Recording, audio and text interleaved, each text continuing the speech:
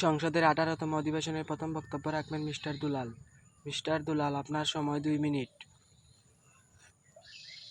মাননীয় স্পিকার, আমাদের প্রিয় দেশ যার নাম বাংলাদেশ সবুজ শ্যামল প্রকৃতির মাঝে কৃষক শ্রমিকের ঘাম ঝরে প্রতিনিয়ত ভাষা আন্দোলন ও মুক্তিযোদ্ধার সাহস আমাদের সবচেয়ে বড় গর্ব। এই বাংলার মাটির প্রতিটি কোনায় লুকিয়ে আছে স্বপ্ন, সংগ্রাম ও ভালোবাসার গল্প। কিন্তু অত্যন্ত দুঃখের সঙ্গে বলতে হচ্ছে, এই সংগ্রামী জনতা আজ নানা সংকটে জীবনযাপন করছে। মাননীয় স্পিকার, আজ এই মহান সংসদে আমি দেশের চলমান সংকট নিয়ে অল্প কিছুক্ষণ আলোচনা করতে চাই। মাননীয় স্পিকার, জনগণের মুখে মুখে শোনা যে বিদ্যুতের জন্ম নাকি আমেরিকা, মরণ বাংলাদেশে। আর এই কথাটা শুনতে হাস্যকর হলেও এর চেয়ে লজ্জাজনক বাস্তবতা আর কি হতে পারে।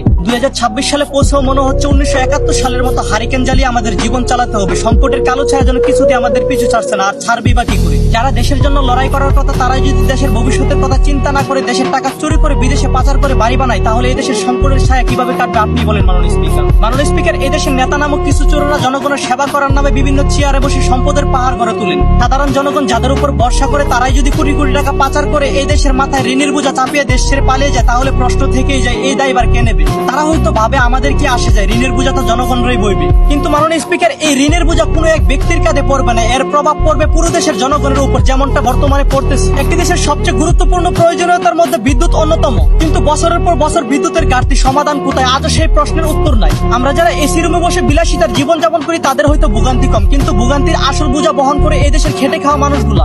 মাননীয় স্পিকার, আমাদের দেশের প্রযুক্তি এতটাই দুর্বল যে একটি গরিবের ঘরে একটি ফ্যান আর লাইট ছাড়া আর কিছু চলে না। কিন্তু মাস শেষে দেখা যায় বিলের খাতায় ভুতুরে কারবার, ৫,০০০, ১০,০০০, এমনকি ২০,০০০ চলে আসে। একজন সাধারণ মানুষ যখন অফিসে যায়, তখন অফিস থেকে বলা হয় আগে বিল পরিশোধ করুন, তারপর মিটার পরিবর্তন হবে।